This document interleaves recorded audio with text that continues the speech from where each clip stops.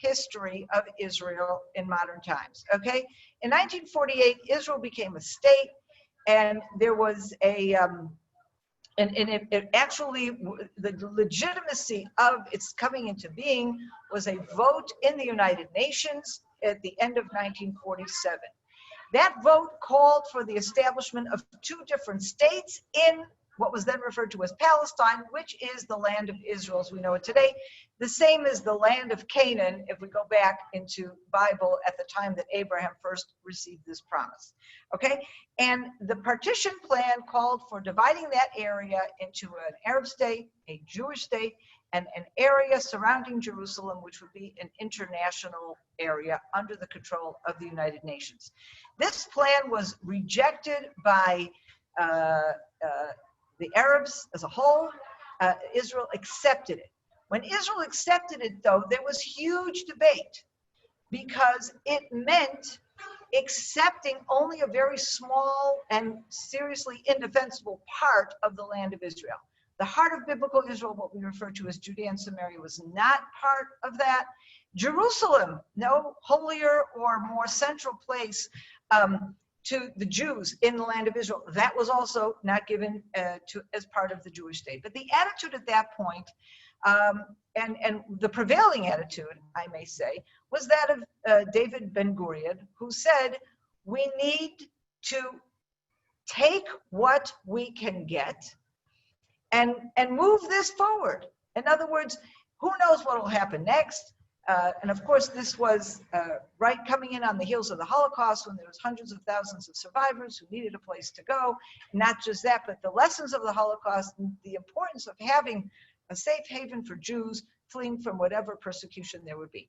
And therefore, with that very pragmatic attitude, David Ben-Gurion accepted the plan. What happened after that was that Israel was attacked. Israel became a state. The minute it became a state, it was already attacked on all sides, and there was a vicious war. The end of that war was a ceasefire, and that ceasefire was completely different than the original partition plan. The ceasefire lines basically just drew lines confirming the positions of the armies at that moment. Jordan ended up occupying Judea and Samaria, Egypt occupied Gaza, and Israel had most of the rest. However, the old city of Jerusalem itself was divided. The old city was in the hands of Jordan. Okay. Now, at that point, Jordan annexed Judea and Samaria. That annexation was not only not recognized by the United Nations, but it wasn't even recognized by any of the Arab countries. There were only two countries in the entire world that recognized Jordan's annexation of Judea and Samaria, and that was Great Britain and Pakistan. Therefore, under international law, that area of Judea and Samaria remained at the very least disputed territory. Everybody agreed it didn't belong to Jordan. However, if we go back to some of the original documents, and I'm not going to get involved in the details here now, if we go back to the original legal documents, there's a very strong claim, a very strong position that actually the rightful nation, the rightful country to control that area is Israel. Okay, but there was a state of war between Jordan and Israel, not because of us, because of them, and they continue to hold this area. And if we were to exercise our right to the land, at that point, the only way to do that would have been to attack Jordan, and we had no interest in doing that. In 1967, however, Jordan attacked Israel. Israel responded, and as a result of a clearly defensive war, Israel liberated all of Judea and Samaria. At that point in time, it was perfectly possible for Israel right away to extend its sovereignty over Judea and Samaria. In the same way that when Israel won the war in 1948 and had whatever it had, Jerusalem and the parts of Jerusalem and the Galilee and the Negev and Tel Aviv and all that part that became the state of Israel, Israel extended its sovereignty over all the parts of the land of Israel that came in under its control. The next step of that could have easily been in 1967. However, at the time, there was a great deal of ambivalence within the government of Israel. First of all, the whole war took 6 days. There was never any prior discussion of should we or shouldn't we, take Judea and Samaria, because everything happened as a result of an attack, a surprise attack. It wasn't like this was a planned, kind of campaign. And the biggest question that came up at that point was, what do we do with all these Arabs? If we are going to annex, or if we are going to extend Israeli sovereignty to include all of Judea and Samaria, will that mean that we will incorporate within our midst, within Israel, a fifth column? Will that mean that we have to give Israeli citizenship to all the Arabs that are living there? Then there were, I don't know, over 1 million, maybe 2 million. The numbers have not grown that much since then because a lot of people have left, whatever. But we're dealing with, today, probably about between 2 and 3 million Arabs living in Judea and Samaria. This then has been probably the biggest obstacle to Israel at any point in time since 1967, extending its sovereignty over all of Judea and Samaria. Okay? Now, over the years, since 1967, many things have happened. One of the most beautiful things that have happened is the movement that I am proud to be part of, and that is the settlement movement.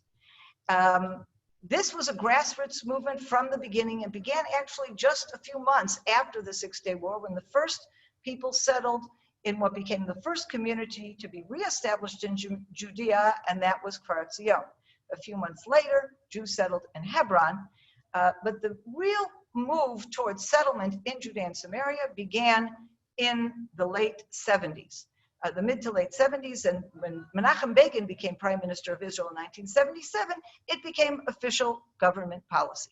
Now, from that time on to this very day, while Israel has consistently asserted its right to settle throughout Judea and Samaria, all the while, of course, being very careful to not take land that belonged to a Palestinian, settlement has always been on land that is publicly owned, or in other words, is not owned privately by anybody.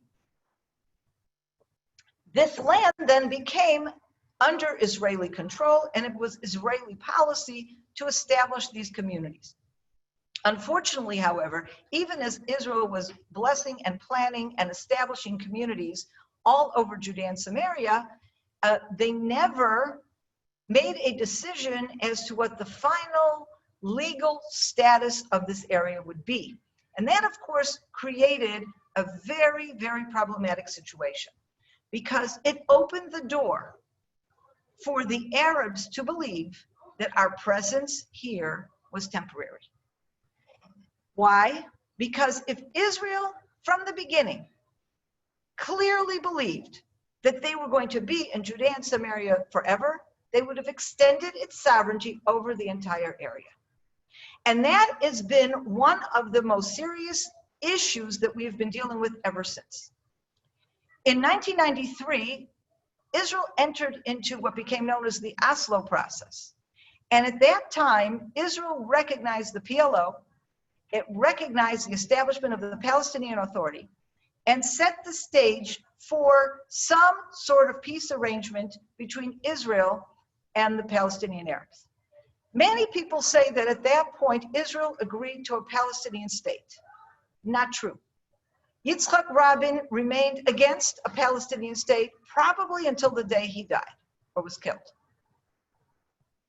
However, it did lay the foundation for some kind of accommodation with Palestinian Arabs, some type of autonomy, some type of what Bibi Netanyahu later referred to as state minus. What was the issue? On the one hand, I would say there was, at least at that time, a consensus, a fairly broad consensus in Israel, that Israel must retain security control over the entire area. At the same token, Israel felt very strongly that this area really is part of our ancient biblical, historical heritage. There's no way that Israel can say, we have no business in Shechem, or we have no business in Hebron.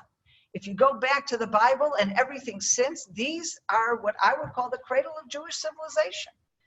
And yet, Israel, unfortunately, tragically, by entering into this Oslo process, held out the hope to the Palestinians that perhaps one day they would indeed receive a Palestinian state.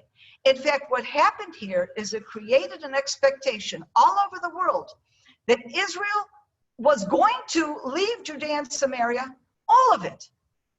Now, I remember when I first moved to Israel in 1984, just before I came here, and I came, by the way, with every intention of moving to Samaria, where I do live, and so was following this issue even as I was still living in the United States. And I remember there was an article that was printed in the New York Times back in something like 1983 or 1984. It was written by someone named Miron Benvenisti, who was very involved in Peace Now.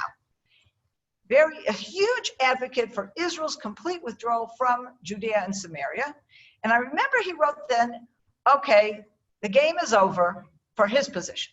The game is over. There are already 80,000 Jews living in Judea and Samaria. There is no way that we can undo what has already been done.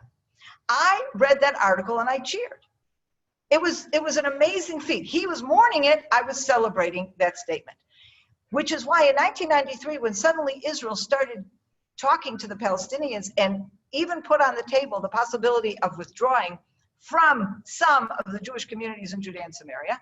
In fact, at that point, we had several 100,000 Jews living in Judea and Samaria, and they were talking about evacuating as many as 100,000 Jews from their home.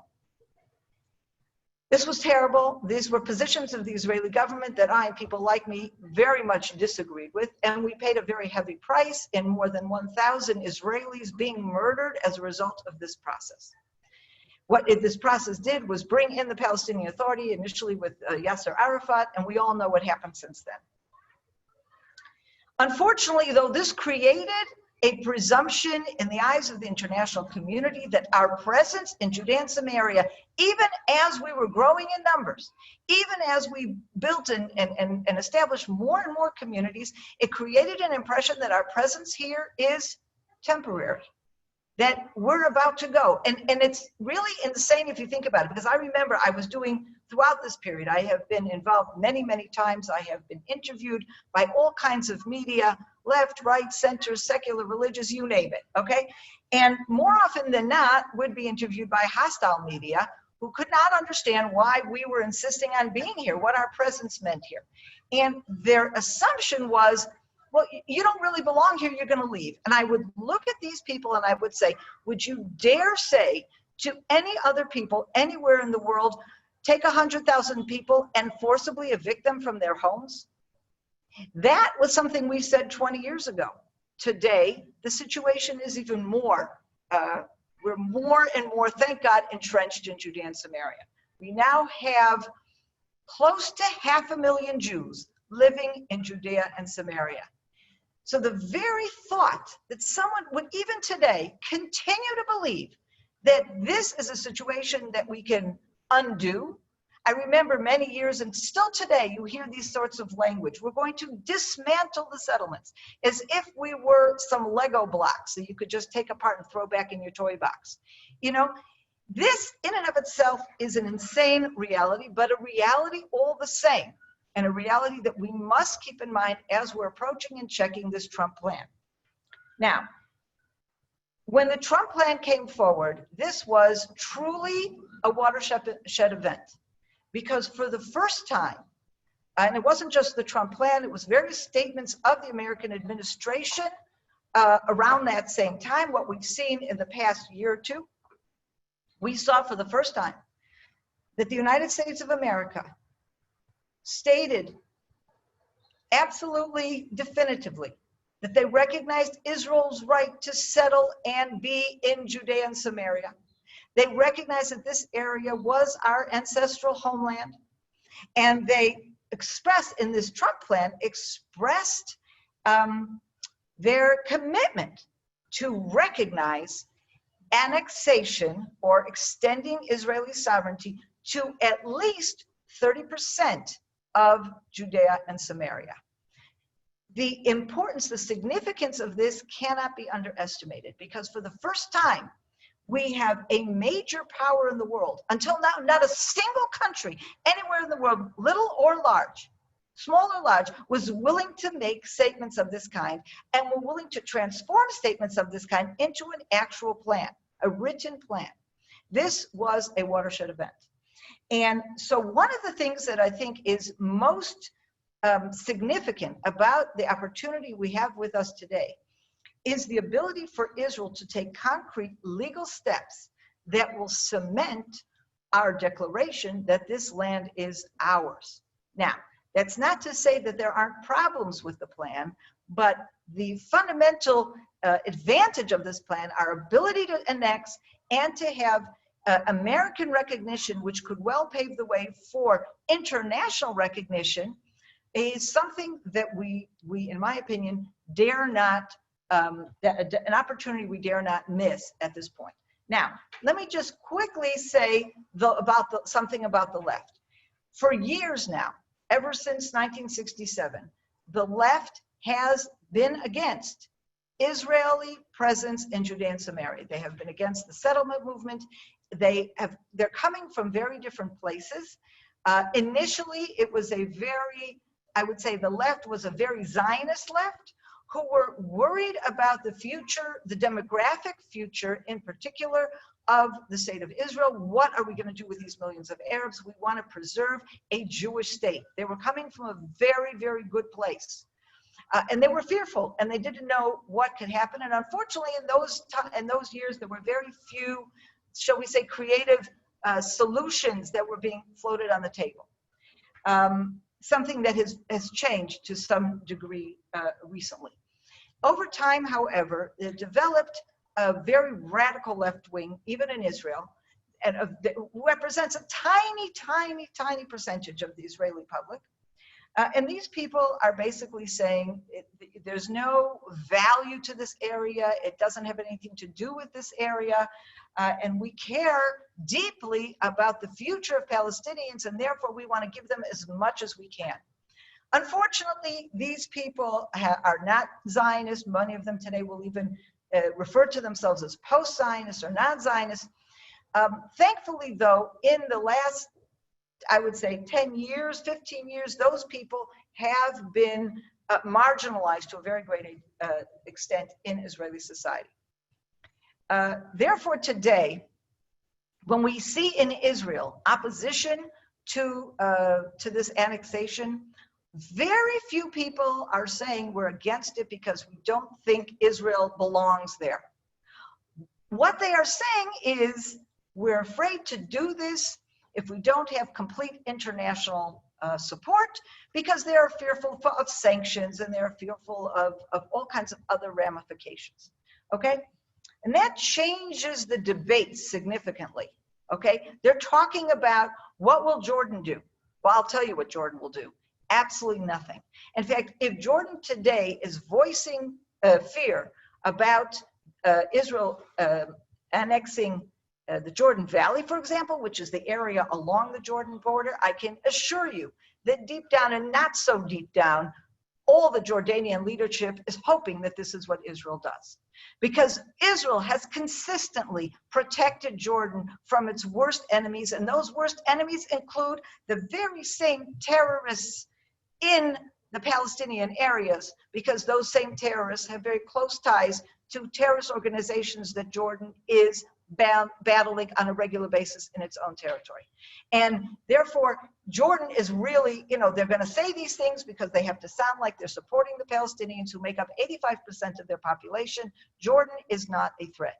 Egypt is not a threat. Egypt is a crumbling country that is not a threat. Okay, and in fact, today, what we are seeing is the Gulf states, Saudi Arabia, Jordan, and Egypt finding much more interest in joining with Israel as they need to cooperate against Iran, which is a threat against all of us, than they're worried about the Palestinians. So that is an issue that I am absolutely not concerned with.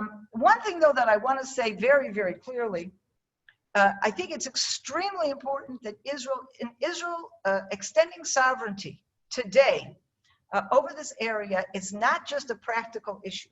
It's not just a question of it'll make my life easier and the lives of all the people around me easier because we'll have less bureaucracy to deal with.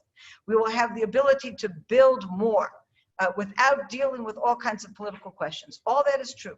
But one of the most important effects of this applying sovereignty is a very clear statement on the part of Israel that our presence in Judea and Samaria is irreversible, a statement that they never really made in as strong a way as possible.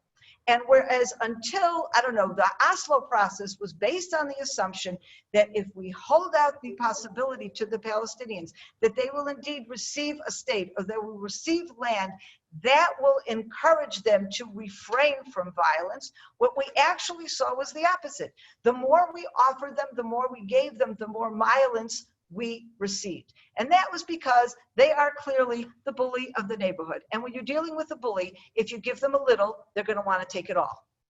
On the other hand, if you're dealing with a bully and you say, no, that's it, this is all you're going to get, and you give them absolutely no hope to get anything more, they will start realizing that maybe they're better off seeing what they could make of what they do have. And this is a paradigm that for the first time, the Trump plan allows us to create. Now I want to just focus a little bit on what the Trump plan gives us. Okay, so first of all, it does, and this is one of the, in Israel today, even within the right, one of the unusual things that has happened in the past few weeks is that while the right wing in Israel, the settlement movement, and everybody that we represent, while we embrace the Trump plan initially, in recent weeks, there are voices that have emerged that are saying, no, we don't think we should annex now because we don't like the Trump plan. And what they're pointing to is a number of issues that the Trump plan includes or may include, and a lot of their comments, by the way, are based on misconceptions about what the Trump plan is or isn't. But I want to, before I get to those issues, I'd like to talk to you about what the Trump plan does include. So first of all, it talks about, it does leave open the possibility for a Palestinian state, but if you read the plan carefully, it does two very, very major things. One is that it completely redefines what a state is. There is no state in the world that does not have control of its borders, nor does it have control, its security control of its territory.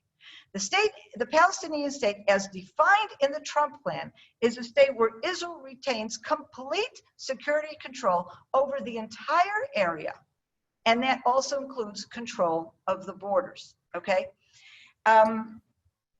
The Trump plan also puts, so by the way, and it's, when it uses the Palestinian state, my interpretation of this is playing the game. You want to call it a state, call it a state. But if you read what is going to be given to the Palestinians, at best, we are talking about an autonomy much more than a state. The advantages of an autonomy is that you don't have to give all these Arabs Israeli citizenship, okay? Is that good or bad? That's another discussion, but that's what's involved. Now, one of the things that's amazing about this plan is that it establishes criteria for the establishment of the Palestinian state. And I just want to read you this one sentence straight from the plan so you see how brilliant this has been set out. The following criteria are a predicate to the formation of a Palestinian state and must be determined to have occurred by the state of Israel and the United States jointly acting in good faith after consultation with the Palestinian Authority. In other words, first of all, before the Palestinians can have a state, they have to meet criteria. And the people who determine whether or not they have met those criteria are both the United States and Israel jointly. What does that mean? If one thinks that they've met the criteria and the other thinks they have not, that country, Israel, has veto power and can say, sorry, I don't agree. They have not met the criteria, and that will prevent them from becoming a state. What are those criteria? They have to recognize Israel as a Jewish state. They have to set up a completely democratic system. They have to ensure freedom of the press, freedom of religion. They have to ensure, they have to take out all programs and mentions of incitement in their educational, television, textbooks, etc. And they have to, etc. There's many more details here, but they all surround the same idea. the Palestinian so-called state will have to prove itself to be a truly democratic, free, and open society that is truly interested in living in peace with Israel. They have to be completely demilitarized, and they will be responsible for ensuring there is no weapons out there. There's no Hamas out there. There's nothing out there, okay? Now, between us here, that's never gonna happen. It just won't. So if we look at what some people are saying today, the risks of annexing today and giving credence to this plan is that we open the door for a Palestinian state. First of all, let's be honest. The door was open for a Palestinian state back in 1993. What we are trying to do now is close it a bit. And what this plan has done is closed it a bit because it is, number one, redefined what a state is for this Palestinian state, and number two, created conditions for the establishment of the state that are going to be virtually impossible for the Palestinians to meet, not because they're normally impossible conditions, but given Palestinian society, their religion, their culture, their political environment, there's no way they're going to ever reach this kind of fulfillment. Now, how do I know this? I don't just know this for myself.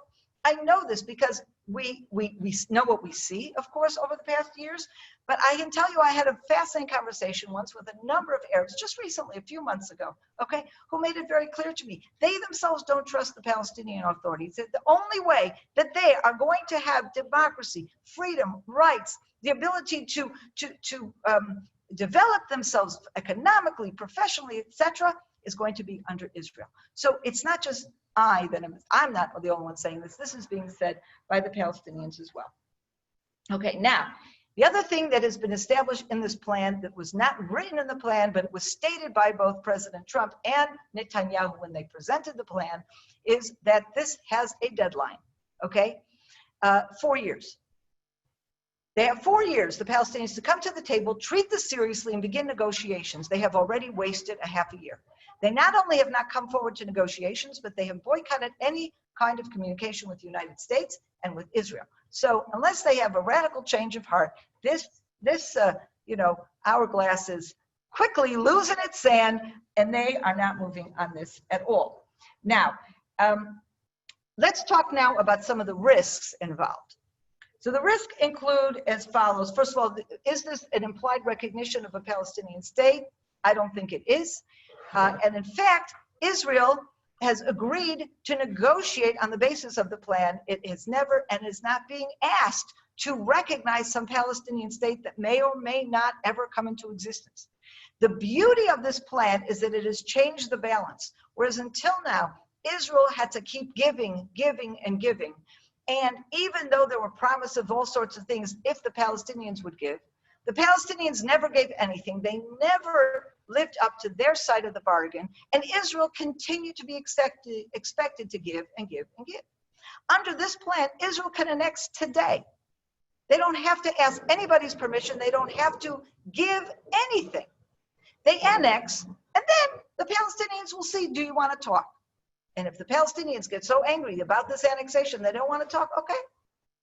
Another opportunity that they have missed. That's not my problem. Okay, now, I want to just quickly recap some of the dangers, and then I want to open this up to questions and answers.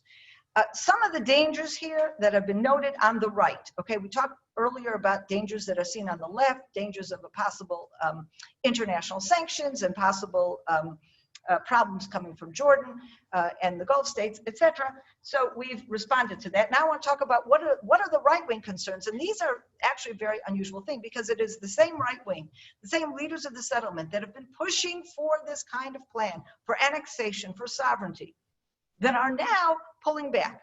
And I have to say, I can't tell you which is the majority sense. My sense is that the majority of the settlement movement wants this annexation to go forward. However, there's some very vocal opposition to it, which in my opinion has been very, very dangerous. But they are bringing up some legitimate concerns, one of which is there's a conceptual map that was attached to this plan. That map is not binding, but it puts forth a vision, okay? The vision is the areas that will become part of Israel, and the areas that are set aside for a possible Palestinian state. The area there are about 15 communities that have been set aside for 15 communities that have been set aside to be Israeli enclaves, totally surrounded by the Palestinian territories.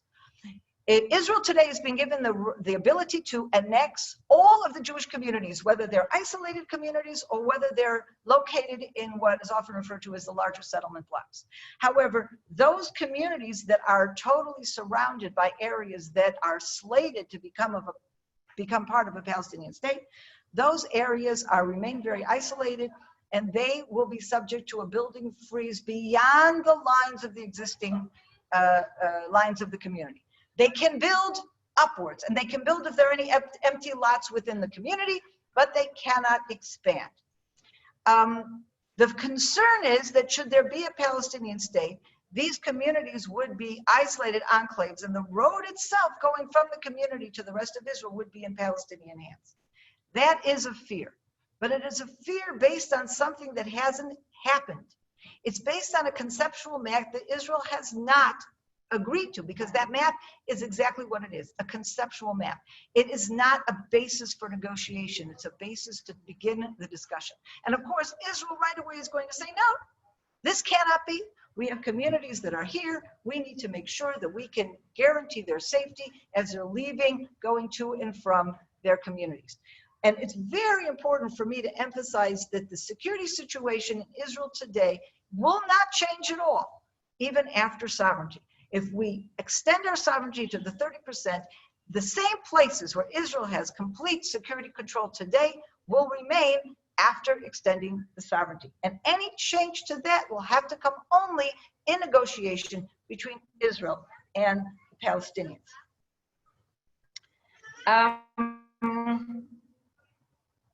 Want to conclude with just one more statement that I think is actually probably one of the most important things of it all. First of all, a short aside. We live in the Middle East. Many people, I have a friend who always said, I don't know if it's his statement or he got it from somebody else. He said, Israel's a wonderful place to live in a rotten neighborhood. And it's no question, this is where we are. We live in the Middle East. We are not United States and Canada. It just isn't.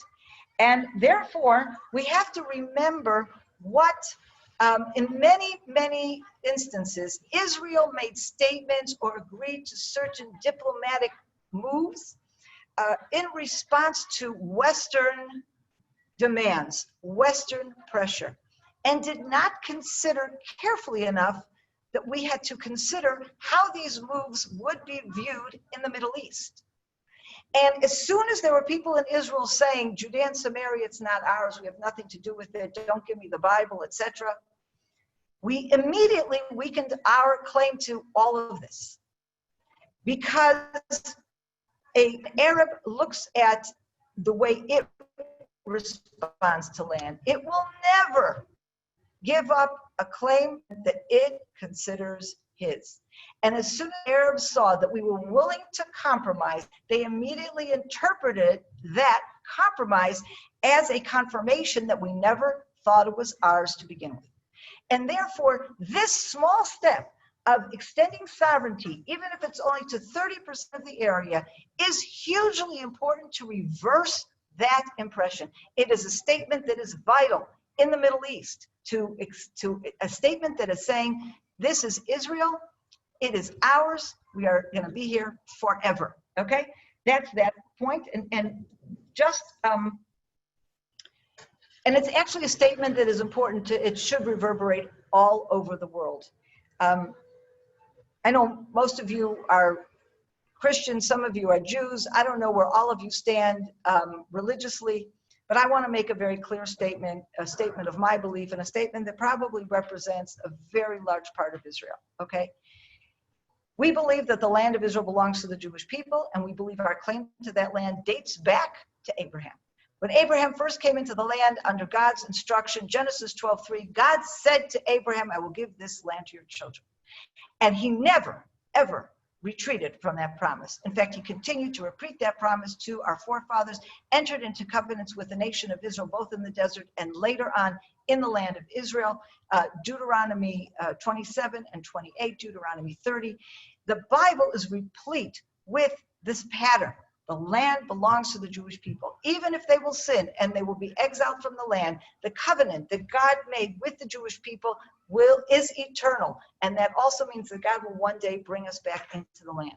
What we have witnessed in our own lifetime is the fulfillment of that covenant. We have witnessed in our lifetime something that has happened to no other nation on earth or in history. A nation exiled from its land for almost 2,000 years remains a nation and comes back to that land to reestablish itself as a nation.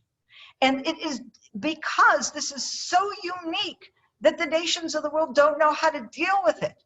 They're trying to put colonial patterns on us and to say we're foreigners, we're Europeans, we're Americans, we're whatever we are, whatever. And we've come from somewhere else to conquer a land that isn't ours. No, that is not the case. We were originally in that land. We were thrown out of that land. And what we are witnessing today and what we are taking part in today is one of the greatest acts of justice that this world has ever seen. We are being reinstated. This is restitution. This is restoration to where we belong. Israel has consistently not been willing to start a war to seize the land, but opportunities have come our way, which when we were wise, we seized those opportunities. This is one such opportunity. We dare not miss it. So that's my presentation. Okay, I didn't want to take too much of your time, but we do have a bit more time, and I'd like to open this up to questions. Does anybody have any questions? Kim, is there any questions that have come in on the chat? There are some questions that have come in on the chat. Keith Fairclough, let me read it to you. I would like to ask why Israel has taken so long. If Trump doesn't win the election, America is likely to become the enemy under the Democrats. Strike while the iron is hot. I guess that was well, first of all, I agree with that wholeheartedly, Keith. And that's one of the reasons why I'm so frustrated by people within the right trying to halt this whole plan, because we don't have a minute to waste. There's no question. Trump may not be reelected in November, and I'm not here to express my opinion as to whether Trump is a good president for America or a bad president of America. It's really none of my business. But I can tell you, Trump has been an outstanding president for Israel.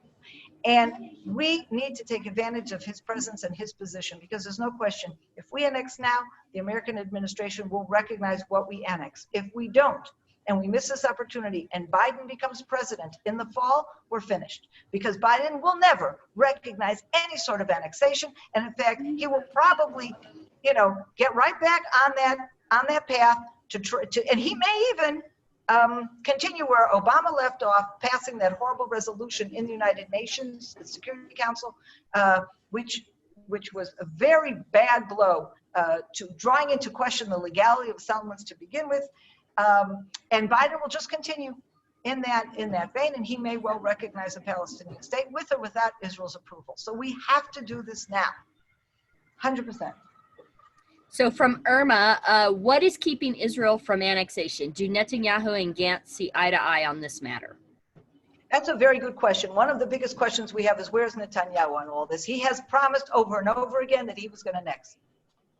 Right after the Trump plan was unveiled, right then, that same day, he said it's going to happen next week. Well, next week, that was a few months ago. And it is very not clear to us what's happening. And there's been a lot of rumors about this. For example, people talk about the fact that within the American administration, there's a parting of the ways on this issue, with Jared Kushner advocating a slowdown on the process, where you have David Friedman, who's the American ambassador to Israel, and Pompeo, Secretary of State, who are actually very happy that Israel should move forward on this plan. It is not clear at all where President Trump stands on this issue. Our feeling is that, and initially then also the American administration said as long as we were going through this election process and it wasn't clear who was going to be the government, they wanted to recognize sovereignty that was going to be extended by a stable government of Israel, which we now have. Netanyahu insisted in the coalition agreement with Gantz that we would move forward on annexation. So even though Gantz may have some reservations, although he has expressed support for the plan in general, he is supportive.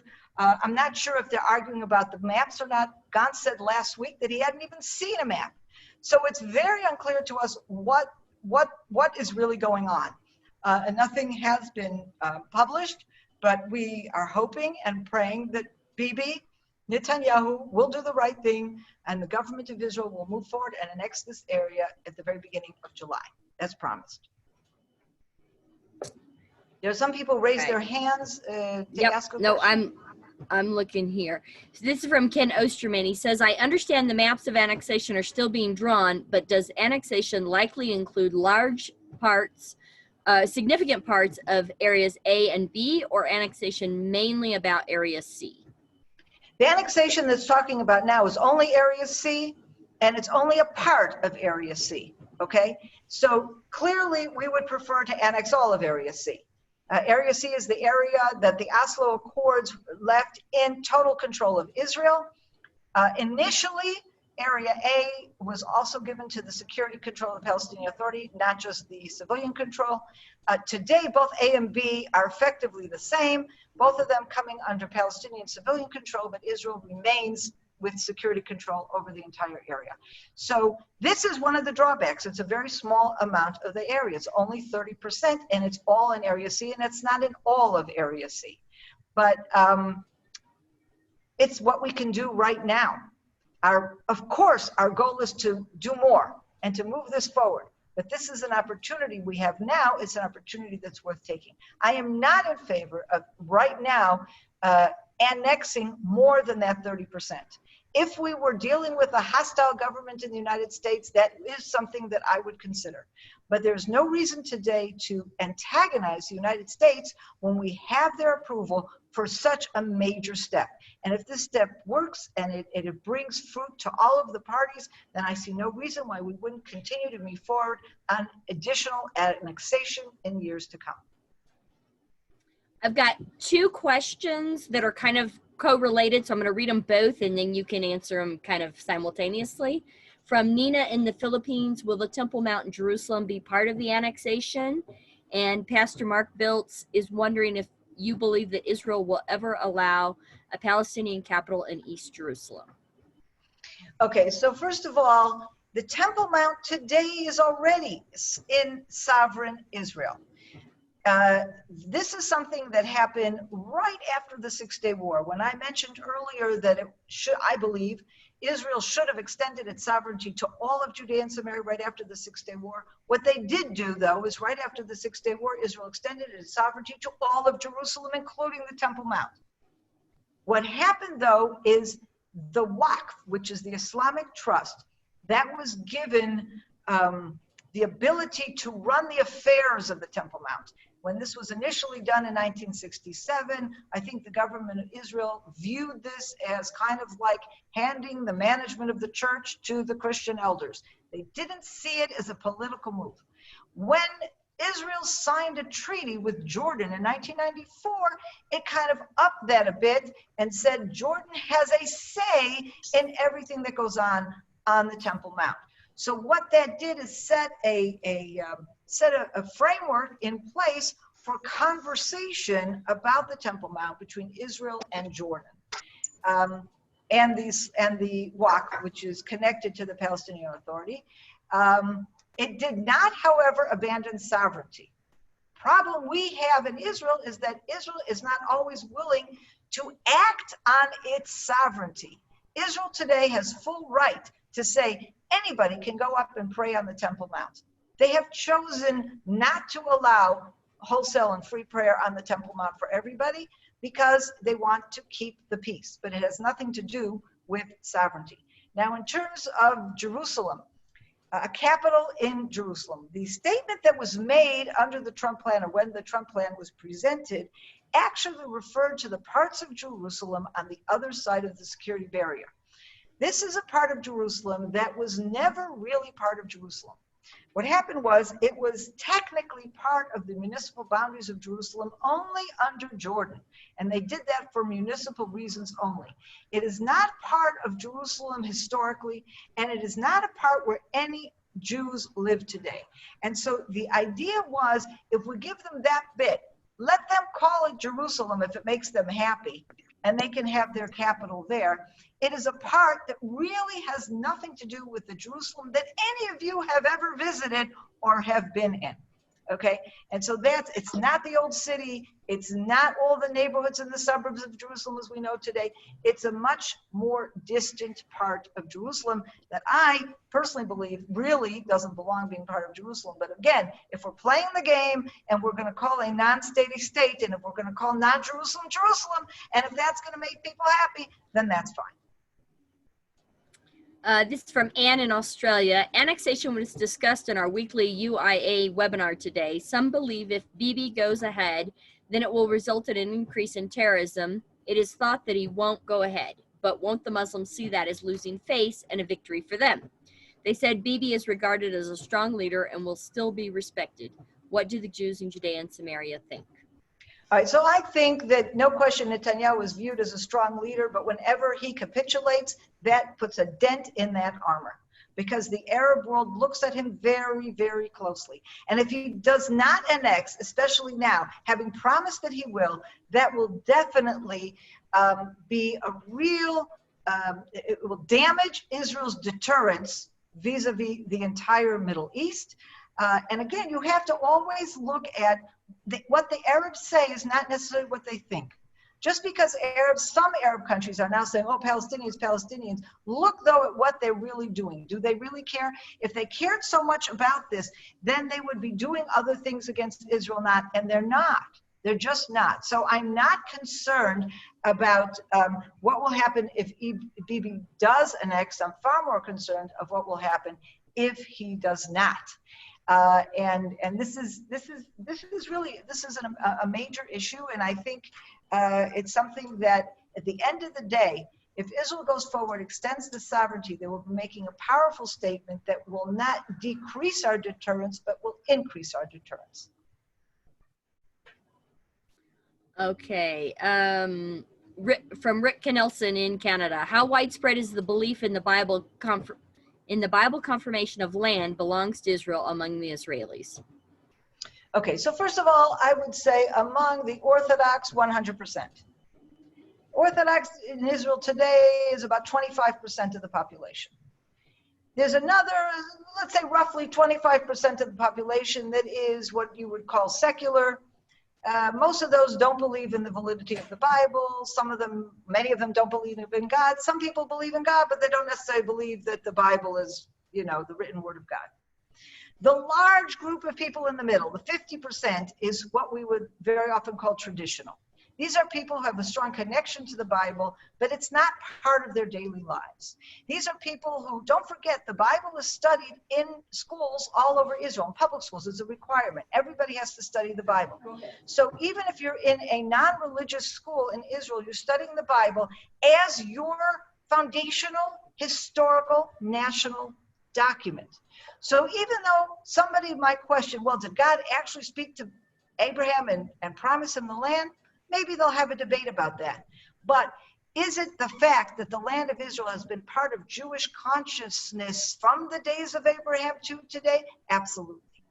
And so it's like any foundational story, history of any people that becomes very much part of their national DNA. That's what the Bible is, and that's what the land of Israel is. And this is something that we cannot deny. And I would say that kind of attitude is very, very all-encompassing. Of course, there's always people at the edges that, that reject that decide they're atheists, that say, oh, Jews, there's nothing special about us. We love Israel, but the Arabs love Israel too, and we can all live together and, kumbaya. But that's a very extreme way of looking at it. If you just look at what happened at these last elections, where we had this enormous stalemate, and the only way that Gantz would have been able to put together a government with him being the prime minister would have been to reach some kind of agreement with the Arab Party, okay? And there was such widespread opposition to even the thought of partnering with him, even for the sake of one vote, that is the reason he ended up going with Netanyahu and joining a coalition government. So, you know, it's not a racist thing. It's not about we don't like the Arabs. It's that we can't partner with people who don't recognize the fact that Israel is a Jewish state, and this is our land for thousands of years already.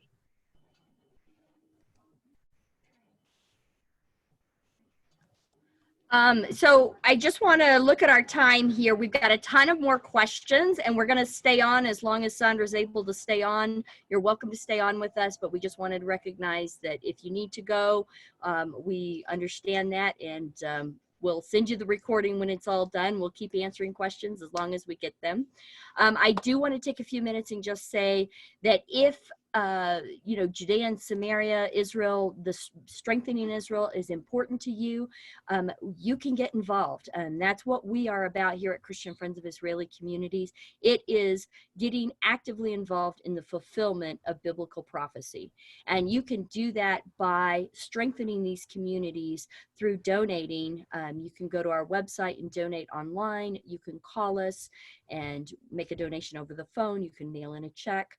But every penny that we get that goes into these communities strengthens them and helps them so that they are stronger, and that as we go into annexation, we just see a future that is bright for everyone. Sondra, any last words, and then we'll continue our questions? I just want to add one thing. I have been downplaying the risk to Israel in sovereignty.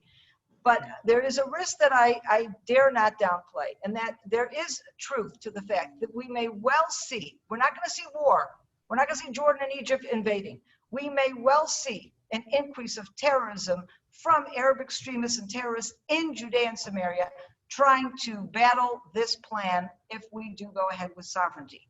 And therefore, I must say, and this is something that if any of you are interested in supporting the communities, our biggest need right now is to ensure that all of these communities have the security equipment they need, the surveillance cameras, the communications equipment. We are getting requests literally pouring in every single day as the communities are evaluating how they need to be prepared for this sovereignty. This is not a reason not to have sovereignty. We are always facing terrorism. And in fact, in the long term, the application of sovereignty will reduce terrorism, but we're going to have to get through the short term. And the best way to do that is to be prepared. Okay, let's see. Is it possible to bring Christian Arabs on message? While the Orthodox Church has a history of anti-Semitism, the church has to deal with the fact that Arabs in Israel are in their church. They're not going anywhere. Can the Orthodox Church develop a new attitude to Judea and Samaria? There are indeed some Christians today in the Orthodox Church and in other churches who are very pro-Israel, but they are very, very small population in Israel. They live in Arab areas, and they're very much overwhelmed and outnumbered by their Muslim neighbors. But there is a growing movement among these Christians to join the Israeli army. They want very much to take their position as Zionists and to support the Jewish state of Israel, and many of them support Israel's claim to Judea and Samaria. In fact, I've had conversations with some of these people who tell me, that Bibi needs to be stronger because you cannot trust these Muslims. They have a completely different agenda. And when they say this to me, I listen because they are living with these people and understand the conflicts. And it's not a personal issue, it's an ideological issue. And that's something we must understand. From Raymond, excellent historical narrative. As you know, Israel has offered the Palestinians more attractive proposals for a Palestinian state. They have rejected all of them. Do you seriously think they would accept this proposal? If not, why do you believe it is being offered? I don't think they'll accept the proposal. I think the reason it is offered is because it is reasonable, and it will give Israel and its allies a platform to say, look what was offered, look what was rejected. Now that could have been done before now, but we did not have that partnership between the Americans and the Israelis to face that issue in the same way. A partnership that we do have today. So that is one thing that is extremely important. The other thing that has changed is the situation of Iran. The Gulf states and other moderate, so-called moderate Arab countries in the Middle East are suddenly looking at Israel very, very differently. They want partnership with Israel, both for economic reasons and for security reasons, because they recognize Israel is the most powerful nation in the Middle East that can stand against Iran on the one hand, and the insane Sunnis like Al-Qaeda and these others that rear their head from time to time and threaten the stability in the Middle East. Without Israel, there's no way to fight these people. And therefore you have countries like Saudi Arabia and Egypt and Jordan that are very much eager to develop stronger relations with Israel. Now what's happened there is that while the Palestinian issue has decreased in importance, they still have to pay lip service to it. So what this agreement gives them the opportunity to say, we supported this, you Palestinians, you didn't support it, what can I tell you? Time is over, time is up. They are never gonna come out and publicly say, we love Israel better than the Palestinians. What they will do is develop relationships with Israel to the extent that it suits their interests, and they will care less about Palestinians because they never did care about them. They helped them for as long as they felt it served their interests. And now we have this unique constellation where for the first time, Palestinians don't serve their interests anymore, or at least not so much. How can we support you in getting this annexation approved? Probably a very good idea would be to, again, what I mentioned earlier is we're not quite sure what's going on within the White House because conflicting messages have come out. So it definitely would be a good idea if you live in the United States to write letters, send emails, whatever, to your congressmen, senators, and to the White House, urging them to encourage or stand behind Israel in its decision to annex and not to put any brakes on the system. In other words, we don't want brakes. It is harmful. It is counterproductive. When this plan was announced in January, it created a momentum. It would be counterproductive for American interests to be seen as backpedaling on what was put forth in January with such enthusiasm. I think that's a very, very important point. And those of you from other countries, this is something that you can certainly put forward to your own countries. This is more of a long-term rather than a short-term thing, because other countries are not nearly as influential in this whole process at this point. But if sovereignty does go through, it would be extremely important for you to be lobbying your own countries to ensure that there is not votes against Israel in the United Nations.